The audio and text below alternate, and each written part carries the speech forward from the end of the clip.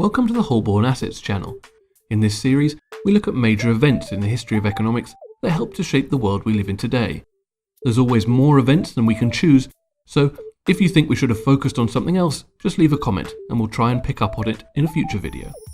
Any suggestions about current topics or personal finance questions? Well, those are welcome too. After the Wall Street crash of 1929, which devastated the American economy and helped lead to the 12-year Great Depression, the government decided they needed a way to better protect the general public from the inherent dangers of the stock market.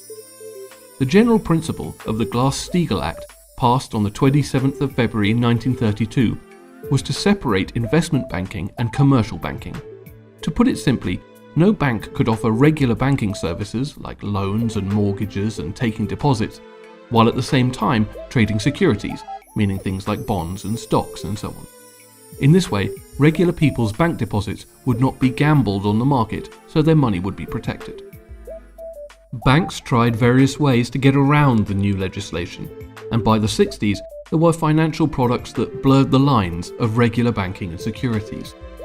Over a few decades, the law was slowly undermined, and in 1999, Bill Clinton signed the Gramm-Leach-Bliley Act, which repealed the important sections of Glass-Steagall. Nobel Prize-winning economist Joseph Stiglitz says that this repeal was a major factor in the 2007 financial crisis. One day in the future, Elon Musk may be remembered for putting a man on Mars or for turning the auto industry totally electric. But it shouldn't be forgotten that he helped create one of the most user-friendly financial tools in the modern world. Musk set up an online banking company called X.com, which merged with Confinity, a security software business, on the 1st of March 2000. PayPal was an existing Confinity product, but Musk realized its importance and decided it should be the focus. He renamed the business PayPal in 2001 and went public a year later, raising over $60 million. And then, shortly after that, it was sold to eBay for $1.5 billion. Thanks to this combination, PayPal became the standard online payment method, and similar products from Google, Yahoo, and Citibank all disappeared. PayPal have maintained that they are not a bank, but they do have to adhere to some banking regulations in most of the countries where they operate. The Hong Kong and Shanghai Banking Corporation was established on the 3rd of March 1865.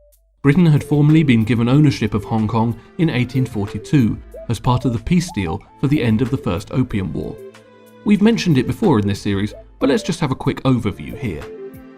In 1836, the Qing government decided to try and break the spread of opium across China, since it had become an epidemic of sorts.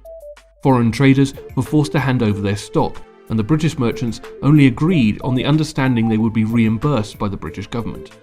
But back in England, it was decided that the Chinese should pay. A 2-year war was waged, and when the British won thanks to a superior navy, they were given Hong Kong permanently. Hsbc was founded by a Scotsman, Thomas Sutherland, and soon became one of the most important banks in Asia. It gave the first public loan in China, and was the first bank in Thailand, and printed their first banknotes. It's now one of the world's largest banks, with assets of around $1 trillion. So, that was the week. Only time will tell what impact the current news stories will have on the world over time, so it will be exciting to look back 10 or 20 years down the line. And while we're waiting, why don't you subscribe, so you can keep up on this economic history series and hear more from Holborn Assets about managing your money and a great variety of finance and investment topics.